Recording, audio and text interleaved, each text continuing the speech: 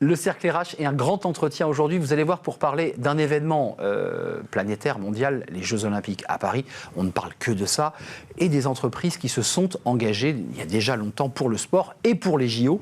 Et j'accueille Franck Ribuot. Bonjour Franck, président du groupe Randstad France. Alors c'est ça. Randstad, c'est un leader mondial de quoi? De l'intérim, c'est pas le mot, je crois que vous le validez des pas. Ressources humaines et de l'emploi de manière générale, oui. Randstad est engagé dans le sport, alors vous ne l'êtes pas que depuis les JO. J'avais une question, parce que c'est un peu la tradition de notre émission, parce que c'est aussi un entretien avec vous. On dit souvent qu'une entreprise qui s'engage dans le sport, c'est parce que le patron, le CEO, parfois même le petit patron, il est passionné de tennis, de rugby, d'aviron, et il dit à ses salariés, il faut y aller. Moi, je me suis laissé dire que vous aviez une petite passion pour certains sports, dont le rugby. J'ai une petite passion, effectivement, pour certains sports dans le rugby, mais aussi le tennis, le sport en général, pour être honnête. Non, je veux dire par là que ça joue dans un COMEX, quand vous avez réuni vos équipes et que vous leur dites, les amis, on va accélérer sur le sport. Le fait que vous aimiez cette pratique, est-ce que ça accélère le processus? Alors, c'est peut-être intéressant que je vous dise un peu l'histoire. L'histoire, c'est que j'ai rejoint Randstad il y a 10 ans, dans un pays en Australie où on était en perte financière. Et j'ai vu une vidéo un jour d'un entraîneur de sport qui s'appelait Sean Brassford et qui était un entraîneur d'une équipe de cyclisme, l'équipe de cyclisme anglaise. Et il a parlé de tout ce qui était gains marginaux. Et j'ai adoré en fait cette vidéo de gains marginaux. Et je me suis dit, tiens, comment moi je pourrais mettre en place le gain marginal chez Randstad? Et on a créé un programme qui s'est appelé Just One More, donc 1 de plus, qui était en fait cette capacité à aller chercher le 1% de plus. Et j'ai dit à mes équipes, vous savez, si on arrive chacun d'entre nous, on arrive à faire 1% de plus dans ce qu'on fait tous les jours, on va changer en fait la destinée de l'entreprise.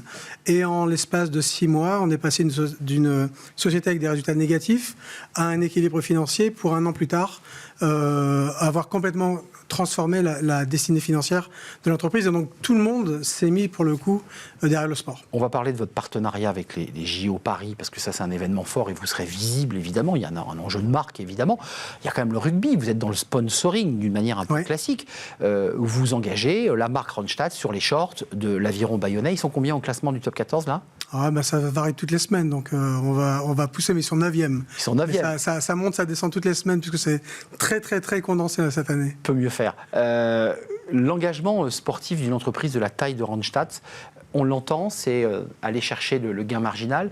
Et puis c'est aussi quoi? C'est aussi de l'engagement des collaborateurs? C'est l'engagement des collaborateurs. Et si vous regardez en fait l'ensemble des partenariats sportifs qu'on a mis en place, ce sont toujours des clubs qui sont des clubs populaires, avec une vraie volonté d'avoir une diversité sur l'ensemble de leur territoire, d'avoir une inclusion dans leur stade, avec plein de personnes de leur territoire, qui sont représentatifs de tout le secteur d'activité.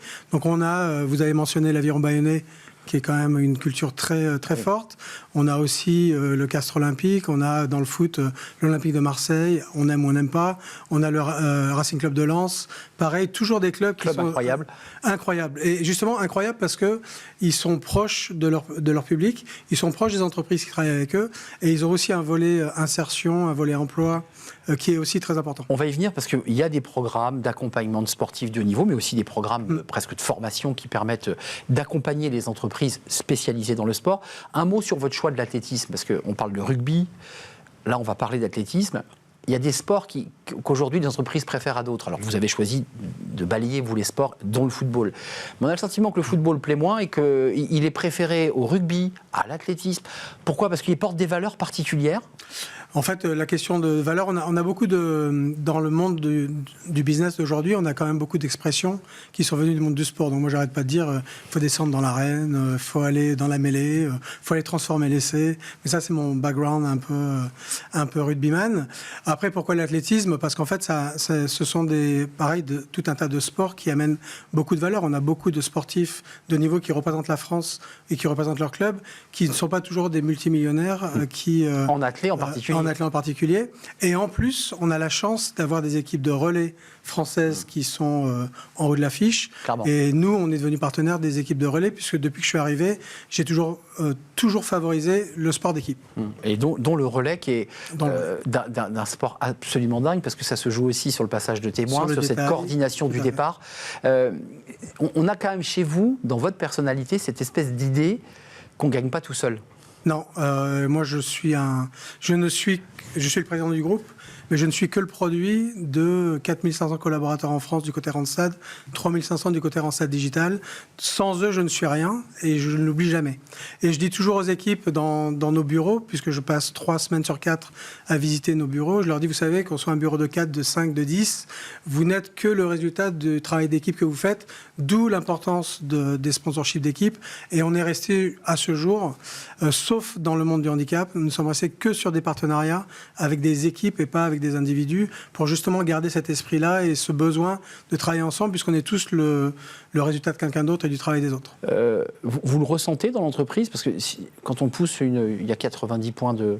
Ah non, il y a 700 points. 700 points en France, j'ai dû regarder sur une région. Les salariés sont impliqués aussi en tant qu'ambassadeurs de toutes ces actions, parce qu'il faut aussi les embarquer. Les salariés sont hyper impliqués. On est juste après le marathon de Paris, par exemple, on avait des équipes de Randstad qui sont allées courir le marathon de Paris. On est partenaire de course pour la recherche du cancer du sein, par exemple, et on a des équipes qui sont complètement mobilisées.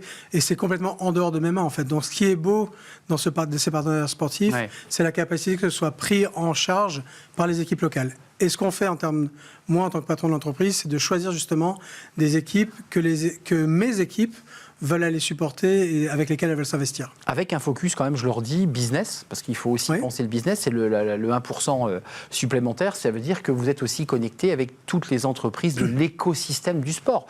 J'imagine à Bayonne, j'imagine à Marseille, j'imagine dans toutes ces villes où vous êtes là. On dit, va plutôt chez Randstad. D'où l'investissement. Tous ces partenariats ne peuvent vivre que parce qu'on y met du temps. C'est comme du réseautage, en fait. Notre capacité à pouvoir avoir des résultats vient aussi de notre implication personnelle ou de l'implication des équipes pour suivre ces clubs. Donc, on le fait pour, je vais dire, 3 raisons principales.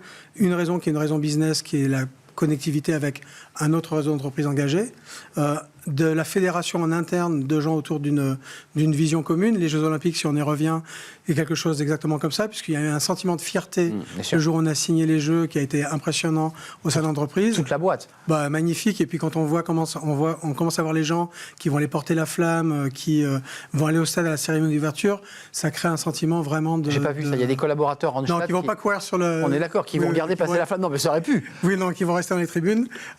Et après, on le fait aussi pour de la renommée, puisqu'on a un certain nombre de clubs qui ont une aura. Et quand on communique et qu'on crée du contenu, je vous donne un exemple tout bête, mais qui, moi, m'a marqué. On cherche, par exemple, très souvent des chauffeurs de bus. Donc, on fait des annonces pour trouver des chauffeurs de bus. Clairement. Et puis, tout d'un coup, on se dit, tiens, on va aller interviewer le chauffeur de bus de l'Olympique de Marseille. Et on va lui demander ce que c'est qu'être chauffeur de bus, mais dans le cadre de l'Olympique de Marseille. Le people chauffeur de bus, quoi. Exactement. Celui qui voit les champions. Et quand on le poste, ça, sur des réseaux sociaux, soit par notre biais, soit par le biais directement des réseaux de l'OM, notre capacité à pouvoir attirer des gens et à faire connaître le métier est multipliée Justement, j'y viens, il y a quand même l'enjeu des sportifs de haut niveau que vous accompagnez. Il y a l'écosystème business avec les entreprises et c'est normal. Et puis, il y a chez vous aussi, c'est aussi une valeur forte, Randstad, c'est de se dire, notamment, je pense à l'athlète, des sports très peu rémunérés. On est sportif de haut niveau, on vit avec le SMIC. Et puis quand la carrière s'arrête, on se retrouve sans rien. Et là, vous leur tendez la main. Tout à fait, parce qu'en fait, et là, pour le coup, c'est quelque chose que moi, je porte vraiment fortement, puisque je vois tout un tas de jeunes et de jeunes sportifs qui passent à côté des opportunités qu'ils ont par le biais des rencontres qu'ils font avec des directeurs, des responsables d'entreprise comme nous, où ils vont passer du temps sur leur téléphone. Et je leur dis, vous savez, vous commencez votre après-carrière au moment où vous rencontrez tous vos sponsors et tous vos partenaires. Clairement. Si vous faites une bonne impression à ces gens-là au moment où vous êtes en interaction avec leurs équipes ou en interaction avec eux... Vendez-vous un peu, quoi. Voilà, ils vont se souvenir de vous et le jour où vous aurez besoin d'un emploi... Vu que vous avez déjà toutes les valeurs et toutes les choses que vous représentez, vous êtes les premières personnes qu'on va aller chercher. Ouais, on ne l'a pas dit parce que l'athlète, le rugby, il y a quand même un dénominateur, même quand c'est des sports individuels, qui sont le courage, l'engagement, dans le relais, la solidarité. Ça, c'est quand même des valeurs très fortes. Je trouve qu'il n'y a que le sport qui porte cette valeur-là, en fait. Le sport, c'est une des choses qui nous permet de fédérer tout le monde derrière des valeurs un peu communes. La capacité à pouvoir se remettre en cause tous les jours, d'aller à l'entraînement, pas uniquement pour avoir la lumière, mais aussi parce que tous les jours, il faut y aller, il faut se lever malgré le temps, etc. Ça, c'est des choses qu'on peut répéter dans le monde du business et qui marchent très, très bien. Quelques mots sur Randstad et l'état du marché du travail. Parce qu'il y a le sport, il y a le ludique, il y a la flamme olympique et puis il y a la joie d'une entreprise qui cartonne. L'état du marché du travail, il est compliqué. Vous l'évoquiez, les chauffeurs de bus, on n'en trouve pas. D'aide à domicile, on n'en trouve pas. Les EHPAD ne trouvent pas. L'industrie peine. Qu'est-ce qui se passe ?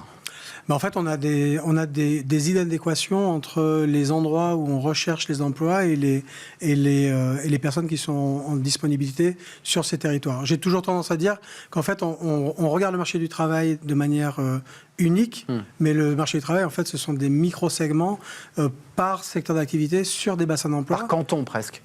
Oui. Pas loin.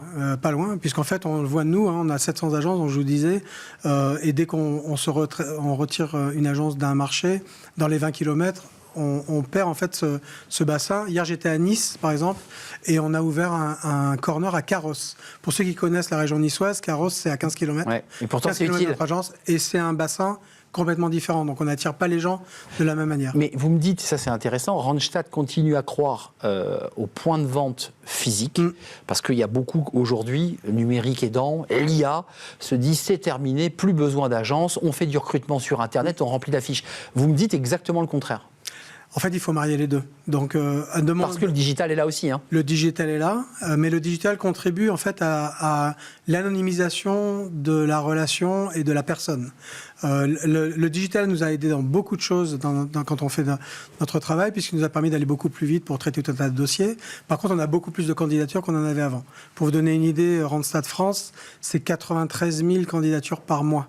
Si je demandais à mes employés de ne faire que ça, ils ne pourraient rien faire d'autre. Donc là, c'est capté par le digital. Voilà, le digital nous aide à capter les gens. Par contre, la relation personnelle est quelque chose qui va nous permettre d'aller demander des services à des gens, de pouvoir mieux les connaître pour pouvoir après les développer, affiner leur développement, puisqu'on a un grand rôle de formation en France. Et donc ça, c'est quelque chose qu'on ne peut pas faire si on ne connaît pas les gens. Justement, Franck Ribuot, un mot avant de nous quitter, parce que c'est le gros sujet du moment, l'intelligence artificielle générative, puisque celle-ci, elle est là, et on nous dit que les recruteurs en ont besoin. Est-ce que dans le travail de sourcing, vous l'utilisez pour libérer du temps, je dirais, de finesse et d'intelligence à vos collaborateurs ? À la différence de beaucoup d'autres entreprises, on fait très attention à la façon dont on utilise l'intelligence artificielle, parce qu'on n'a pas de preuve aujourd'hui qu'elle ne va pas mettre trop de biais dans la capacité à sélectionner les gens. Clairement. Donc on l'utilise par l'intermédiaire de certains outils où on a pu prouver en fait qu'il n'y avait pas de biais. On a arrêté un partenariat, nous, avec une grande société que je ne vais pas donner le nom, mais on a arrêté ce partenariat-là parce que justement, on s'est dit, on va sur un terrain dangereux, on ne veut pas faire ça. Par contre, ça nous aide, encore une fois, dans en amont, les processus et dans l'amont, dans le sourcing. Avant de nous quitter, revenons quand même sur le ludique, parce qu'on est à moins de 100 jours maintenant des Jeux Olympiques de Paris, avec une flamme qui va partir de Grèce et qui va arriver et qui arrive à Marseille, bien sûr, parce qu'on vous sent très attaché à cette ville. Un pronostic sur les équipes que vous soutenez. Vous avez parlé du relais. On a une chance en quoi on va avoir une chance en relais, on va avoir des chances en escrime. 4x400 oui, on va avoir des chances, je pense, en escrime. On est partenaire de l'épée, je pense qu'ils vont avoir une bonne chance. Mais de toute façon, de notre point de vue, nous, chez Randstad, et moi, en tant que Franck, je suis pour les équipes de France, peu importe le sport, qu'on les supporte ou qu'on les supporte pas. J'ai qu'une envie.